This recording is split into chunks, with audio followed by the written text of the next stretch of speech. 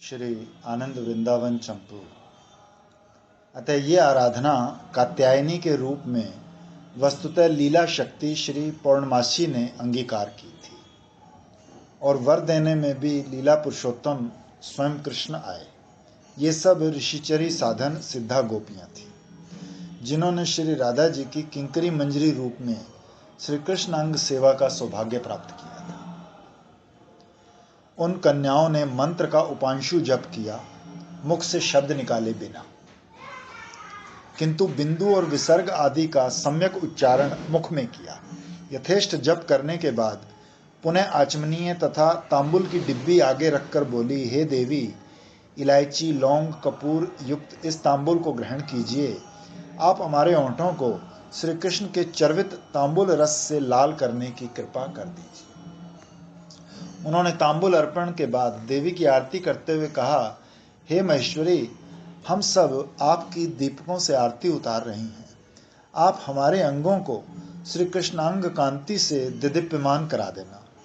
इस प्रकार आरती मनोराज्य स्थित अभिलाष के द्वारा चतुरता पूर्वक चंचलता से भूमि पर दंडोत प्रणाम करती हुई इस प्रकार स्तुति करने लगी, हे अम्बे, हे गणेश माता, आपकी जरा सी स्तुति करने में आपके पति महादेव ब्रह्मा एवं बृहस्पति भी समर्थ नहीं है, तो फिर दूसरा कौन समर्थ हो सकता है। हे महेश्वर, केवल आस्वादन के लिए, अपनी जिह्वा की खुजली मिटाने के लिए आपकी स्तुति कर रही हैं आपकी कृपा से। हे देवी, आप शक्तिमान महाविष्णु की योग माया नाम की उत्तम शक्ति हो, अतः होनी अनहोनी को उल्ट पुल्ट कर देने में समर्थ हो। आप ही तुष्टि पुष्टि शांति तथा शांति रूपा हो। आप ही जीवों को बंधन करने वाली अविद्या हो, मोक्ष देने वाली विद्या भक्ति हो। आप परात्पर हैं, परम वैष्णवी हैं, श्री कृष्ण परायणा हैं, परोपकार करने वाली हे परमेश्वरी, आपको नमस्कार करती हैं। आप सर्वश्रेष्ठा हैं, सबके मन की बात जानने वाली हैं। हे देवी, हमें श्री नंद नंदन को पति रूप में प्रदान करो। इस प्रकार उन कन्याओं ये योग्यता आप लोग पूछते हैं ना कि इस मंत्र का जप करें तो ये करना चाहिए कि नहीं करना चाहिए। जैसे भी हम तो कृष्ण मंत्र करते हैं, सब गोपाल मंत्र हरिनाम, तो ये एग्जाम्पल है कि हम अगर किसी और देवता की करें भी मान लो, तो मांगे क्या कृष्ण भक्त।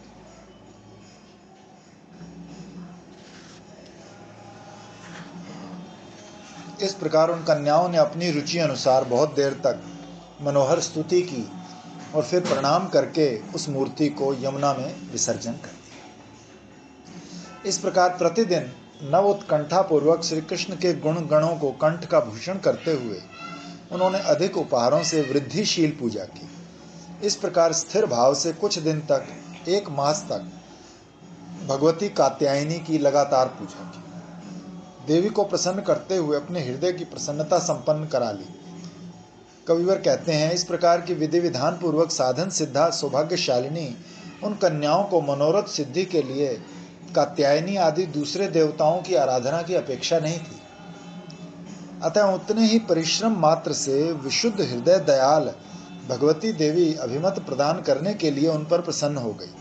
प्रेमवश आनंद पूर्वक हर एक कन्या के मन में आविर्भूत हो गई। उनके मन में प्रकट होकर भगवती ने अति आदर पूर्वक हर एक को कहा, अरे मंगलमयी कन्याओं, आप तो श्री कृष्ण की प्रीति की देवता हो, आपको किसी दूसरे देवता की आराधना की जरूरत नहीं है। लक्ष्मी जी ने गोपी रूप से श्री कृष्ण सेवा सुख संपादन करने की कामना की थी। आप भी उसी तरह कृष्ण सेवा के अतिरिक्त दूसरे किसी देवता की आराधना नहीं करती हैं। आपकी निष्कपट आराधना आपकी वृद्धिशील उत्कंठा का कंठभूषण है, जो मेरे यश को भी बढ़ाने वाला है। इसलिए अतिशीघ्र सुंदर रूप से आप श्री कृष्ण का सानिध्य प्राप्त करोगी। अब आप अपने व्रत तप को विराम दें। इतना कहकर वो देवी सबके हृदय से अंतर्धान हो गई। इस अनुभव के साक्षी रूप में उनके नेत्र, भुजाएं, जंघा आदि वाम अंग फड़कने लगे।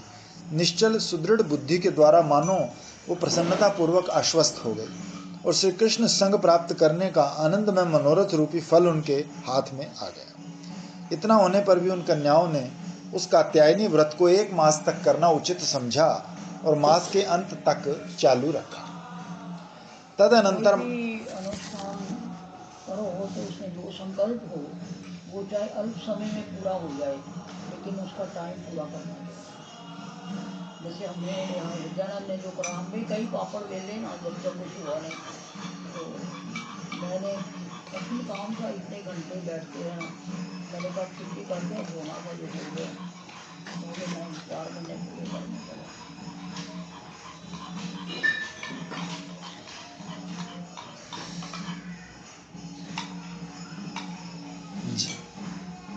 इस दिन से पहले दिन गौओं के चराने का स्थल निश्चित होने पर उस स्थान की तरफ श्री कृष्ण बलराम आदि सखागण चल दिए। श्री कृष्ण दर्शन कर आकाश के पक्षी प्रसन्न होकर कोलाहल करने लगे। विशुद्ध प्रेमी श्री बलराम तथा प्रिय सखागण गौओं के पीछे पीछे सुखपूर्वक चल रहे थे। तब योगेश्वरेश्वर ब्रजकिशोर प्रातःकालीन मुखचंद्र सुधा से मुरली को स्वतंत्र रूप से बजाने लगे। कात्यायनी व्रतधारी कन्याओं की प्रेम निष्ठा को विचार कर श्री कृष्ण उनके प्रेम वशीभूत होकर उनकी उत्कंठा को पूर्ण करने के लिए उनके गुणों को स्मरण करते हुए उधर ही चल पड़े। गोचारण का तथा सखाओं का संग सुख भी त्याग कर वर्ष भर से पूर्व अनुराग में उत्कंठित उन कन्याओं की कलिका को विकसित करने के गुण दोष दृष्टि रहित तथा मानो जन्म से ही तत्वज्ञ आनंदपूर्ण क्रीड़ा मूर्ति छोटे छोटे 4 बालकों को साथ लेकर श्री कृष्ण यमुना तीर की ओर चले। श्री बलराम सुबल सुदामा आदि सखाओं को भी उनके जाने का पता न लगा। उन कन्याओं को सौभाग्य गौरव बढ़ाने के लिए तथा अपने चातुर्य गौरव को बढ़ाने के लिए ही गुप्त रूप से वहां पहुंच गए। उन छोटे छोटे 4 बालकों के नाम दाम, सुदाम, वसुदाम तथा किंकणी थे। श्री जीव गोस्वामी पाद ने ऐसा गोपाल चंपू में वर्णन किया है। सब जगह ये चारों का नाम कट रहा है, दाम से दाम छोटे हैं। श्री ब्रज किशोर वहां आकर कृष्ण यानी काले होकर भी लाल रक्त लाल उन कन्याओं में अनुरक्त हो गए।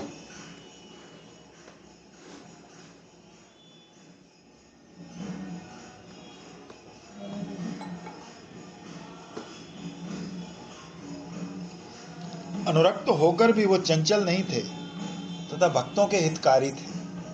हितकारी होकर भी परोपकारी नहीं थे, अर्थात परापकारी नहीं थे, दूसरों को ताप संताप देने वाले नहीं थे। वहां आकर श्री कृष्ण ने अपने केशों को बांध लिया, पीतांबर की फेंट कस ली, नुपुरों का शब्द न करते हुए तथा साथ के सखाओं को आंख के इशारे से बोलने से मना कर दिया।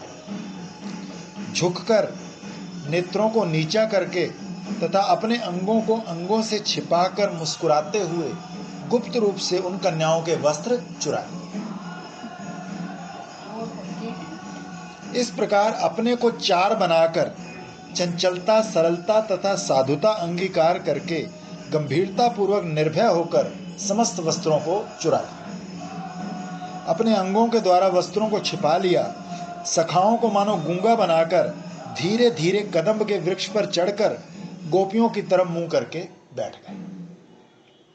तदनंतर लोकातीत सौभाग्यशीलिनी वो कन्याएं यमुना से बाहर आने को तैयार हुई। तीर पर वस्त्रों को न देखकर चकित होकर सोचने लगी, हाय ये क्या, हमारे वस्त्र किसने चुरा लिए? यहाँ सूर्य की किरणों को छोड़कर तो और कोई नहीं, केवल यहाँ पक्षियों के पद चिन्ह अवश्य दिख रहे हैं, किसी व्यक्ति के पद चिन्ह तो नहीं दिखते। लगता है किसी देवता ने ही हमारे वस्त्र चुराकर कहीं छिपा दिए हैं, क्योंकि देवताओं के पद चिन्ह धरती पर नहीं पड़ते। इस प्रकार वो कन्याएं अनेक प्रकार के तर्क वितर्क करती हुई चारों ओर देखने लगी। उनके नेत्र यमुना के ऊपर ऊपर उछल उछल कर फरफराती मछलियों की तरह व्याकुल हो रहे थे। तब पृथ्वी के तापहारी श्री कृष्ण अनेक हारों से सज्जित थे। साथ के बालकों को अतिशय हास परिहास से आनंद पूर्वक हंसा रहे थे। प्रिय कदम्ब की मोटी शाखा पर बैठे शोभित हो रहे थे। स्वतंत्र होकर अपने तेज से सूर्य की किरणों को भी लजा रहे थे। श्री कृष्ण ने कहा, अरे ओ गोप कुमारियों, आप अपने मन की आशंकाओं से संतप्त मत करो। आप मेरी लीला में लुब्ध रहती हैं, अतः मैंने ही कौतुक पूर्वक रस में अवसर पाकर तुम्हारी मनोवृत्ति को अपनी हितकारिणी बनाने के लिए तुम्हारे निर्मल स्वच्छ वस्त्र हर लिए हैं। अपने अपने हार मुझे भेंट देकर सुखपूर्वक मेरे पास आकर अपने अपने वस्त्र ले जाओ। सब मिलकर आओ अथवा एक एक करके आओ, ये आपकी इच्छा पर है। इसके बाद मानो कात्यायनी रूप व्रतलता का दुर्लभ पका फल स्वयं ही गिर गया हो, उसके सुगंधित रस की तरह तथा व्रत की समाप्ति पर मंगलमय दान की तरह श्री कृष्ण के उन वचनों को कान से पान किया, सुना। व्रत की समाप्ति पर असमय में आकर आशा की वृद्धि करने वाले सौभाग्य रूप फल की तरह उन वस्त्रों के चोर श्री कृष्ण को उन्होंने देखा। मुंदी कलिका की तरह पत्रों के पड़ने के कारण चंचलता के अंचल में लज्जा युक्त अखंड शोभित नेत्रों से मानो उनकी ताड़ना करने लगी। उत्कृष्ट हर्ष के वश उनका मन आकृष्ट हो रहा था, किंतु लकड़ी की तरह कठोर लज्जा के कारण हर्ष रहित सी होकर जल में खड़ी वो कन्याएं कर्तव्य को निश्चित नहीं कर पाई। सर्दी का कुछ भय ना मानकर कंठ तक जल में चुपचाप रही आई, कुछ उत्तर नहीं दे सकी। वो लज्जा से मुख झुकाकर श्री कृष्ण को उत्तर देने पर भी वस्त्रों की प्राप्ति असंभव जान रही थी। सुंदर रदनी सौभाग्य से प्राप्त आनंद के वशीभूत होकर एक दूसरे को ही धीरे से कहने लगी, अरे तू उत्तर दे सखी, तू ही उत्तर दे। किंतु कौतुकवश किसी ने भी उत्तर नहीं दिया। इस प्रकार चारों ओर चकित नेत्रों वाली वो कन्याएं क्षण भर में कुछ बोलने के लिए सुंदर वचन रचना वाले मुख को खोलने की इच्छा करने लगी। अपने नेत्रों को ऊंचा ना उठाकर उनका उत्तर ना देना कुछ देर तक रसमय होकर भी विरसता पैदा कर रहा है, ये जानकर वो दूसरे रोग की तरह उपद्रव करने वाली और लज्जा को त्याग कर बोलने लगी। उनकी चंचल पलकें चल रही थी। उनका कथन सर्वकलापूर्ण, अत्यंत मधुर, सरस, संभ्रम युक्त था और विनय, लज्जा और मंद मुस्कान से पूर्ण था। उन कन्याओं ने कहा, हाँ हे महाशय, हम सब आपको अच्छी तरह जानते हैं। आप ब्रजमंडल मही अधिपति श्री नंद जी के पुत्र हैं। नितिज्ञ, सर्वश्रेष्ठ गुणों के सागर, करुणा लहरियों से शोभित हैं। श्री विग्रह की शोभा से पृथ्वी का मंगल करने वाले सच्चिदानंद में वपु से ब्रजमंडल तथा सब के आनंद प्रदाता हैं। आप सरल, सर्व कीर्ति में, शास्त्र ज्ञान युक्त हैं, अज्ञान के नाशक हैं। किंतु हाय, वस्त्र चुराने का ये अन्यायपूर्ण और निंदनीय कार्य कैसे कर डाला। व्रत के उद्यापन महोत्सव में लगी कुलीन कुमारियां हम तो दया की पात्र हैं। खेद की बात है, आपने हमारे वस्त्र चुराकर जो रसिकता प्रकाशित की है वो आपके लिए शोभनीय नहीं है। हे ब्रज के प्रशंसा पात्र, हमारे वस्त्र लौटा दीजिए। तब उन गोपियों को लज्जित करते हुए श्री कृष्ण बोले, अरे कमल मुख कुमारियों, मैं झूठ नहीं कह रहा। व्यवहार में कहीं कहीं मेरे वचन मिथ्या हो जाते हैं, क्योंकि मिथ्या उक्ति भी सत्यता के आरोप से कभी सत्य से प्रतीत होने लगती है, परंतु मेरा वचन अमृत तो सदा सत्य है। मैं तो हास परिहास में भी हितमय सत्य को नहीं छिपाता। विशेषकर आप व्रतवतियों से परिहास करना तो अच्छी बात नहीं। अतः मैंने हितपूर्वक जो ये कहा है कि आप यहाँ आकर अपने अपने वस्त्र बिना किसी यत्न के ले जाओ, तो मेरी ये बात कभी मिथ्या नहीं हो सकती। तब गोप कुमारियां बोली, हे संताप हारी, अधर्म के नाश करने वाले, आप धर्म मार्ग का पालन क्यों नहीं करते। सज्जन पुरुष तो हंसी में भी इस प्रकार नहीं करते। हे गजगति, आप तो स्वभाव से सहज दयालु हैं। दयालु होकर भी आप हमारे दुख का अनुभव क्यों नहीं कर पा रहे। इस समय हम अति ठंडे यमुना जल में कंठ पर्यंत खड़ी हैं, कांप रही हैं। बुद्धि भी अति व्याकुल हो रही है, आप इस पर विचार ही नहीं कर पा रहे। हम सब दुखी कन्याएं यमुना के शीतल जल में भले डूब मरेंगी, किंतु बिना वस्त्र हम अन्याय करने वाले तुम्हारे निकट नहीं आएंगे। हमने आपके गूढ़ भाव को अच्छी तरह जान लिया है। हे रूखी वाणी बोलने वाले कृष्ण, आप अब कुछ मत बोलो, हम आपको प्रणाम करती हैं। आप अपनी बातों में हमें मोहित मत कीजिए। हम जानती हैं आप परिहास करने में चतुर हैं। आपके मुख की सेवा तो शरदपूर्ण चंद्रमा भी चाहता है। हम भी आपकी सेवा दासियां हैं। हमारे मन की परीक्षा के लिए आप जो आज्ञा जब करेंगे हम पालन करेंगे। हमारे वस्त्रों को न देने का हठ छोड़ दीजिए और धर्म मार्ग का अनुसरण कीजिए। इस प्रकार उन कुमारियों ने साम नीति पूर्वक वचन कहे। उनके व्यर्थ होने पर वो चतुरंगणी सेना की तरह निशंक बोलने वाली और मूर्तिवती किन्नरियों की समान चतुर कुमारियां फिर बोली। वीणा के समान सुमधुर कंठ से अपने अनुराग को प्रकट करते हुए उन्होंने कहा, हाय कष्ट की बात है, धर्म का मार्ग कौन निश्चय करे। इस गोकुल की प्रजा इस प्रकार के महान अन्याय में कभी नहीं घिरी थी। ये तो स्वर्ग से भी अति श्रेष्ठा है। अन्याय उपस्थित होने पर उसे दूर करने के लिए जिसे निवेदन किया जाता है, यहाँ तो वही व्यक्ति ही अन्यायकारी हो रहा है। हाय, इस ब्रज में ये कैसी रीति उपस्थित हो गई। हे ब्रज राजकुमार, यदि आप दासियों के वस्त्र नहीं दोगे तो इस व्यवहार से दुखी होकर हम आपकी शिकायत श्री नंदराज से करेंगे।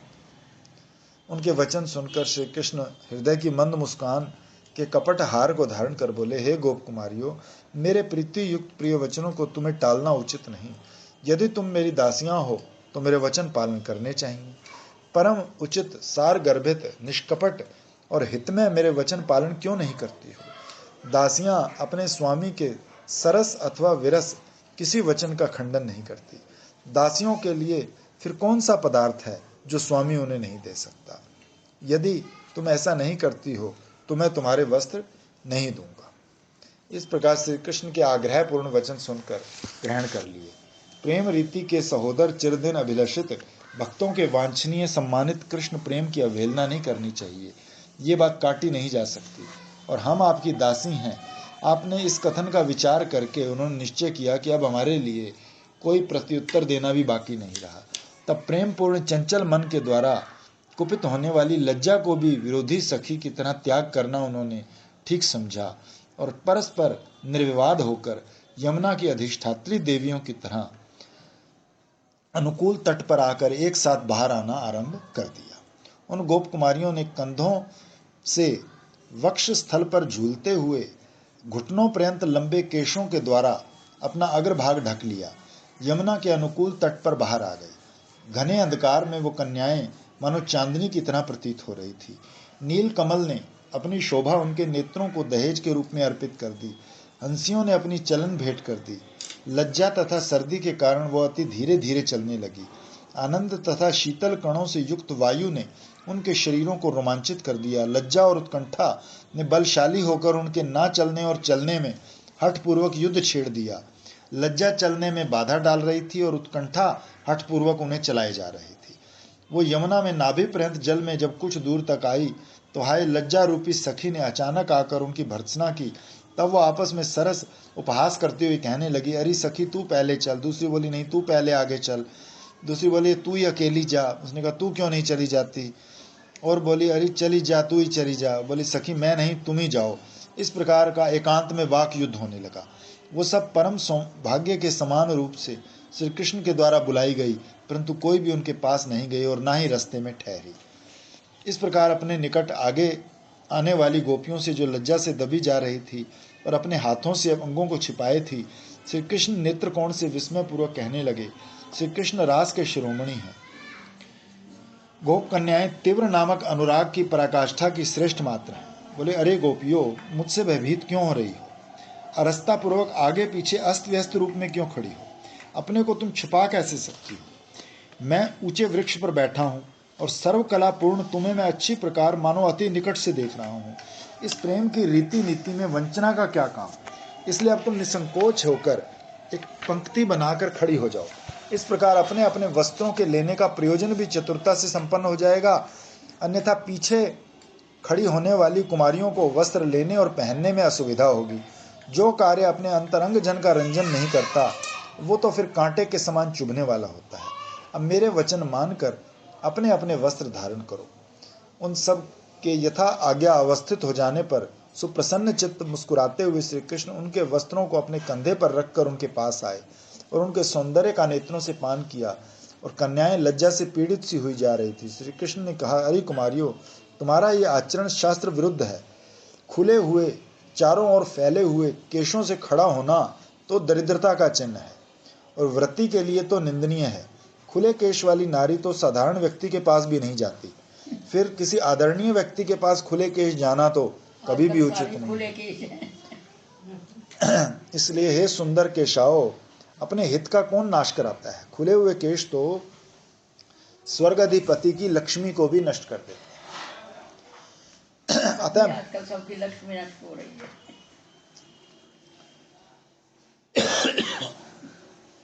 इस प्रकार कर्णप्रिय, आतंकहर तथा कला कौशल से युक्त श्री कृष्ण के वचन सुनकर सब कुमारियां लज्जा रूप सागर में डुबकी लेते हुए विशुद्ध भाव से अच्छी प्रकार धरती पर बैठने लगी।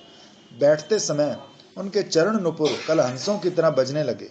वो दोनों चरणों की एड़ियों के ऊपर घुटने जमाकर बैठ गई और अपने हाथों से कला पांडित्य पूर्वक केशों को बांधने लगी। ऊपर के उठे हुए दोनों हाथों में बजते हुए कंकणों का शब्द अति हर्षप्रद था। तब गोपी बंधु अपने वचनों का पालन करते देख उन पर प्रसन्न हो गए और आनंद पूर्वक चंचल होकर बोले, अरे गोप कुमारियों, किसी मान्य व्यक्ति के सामने किसी सामान्य व्यक्ति का इस प्रकार बैठना शोभा नहीं देता। चाहे आप सामान्य व्यक्ति नहीं हैं, फिर भी मेरे सामने आपका इस प्रकार बैठना उचित नहीं है, इसलिए आप खड़ी हो जाओ।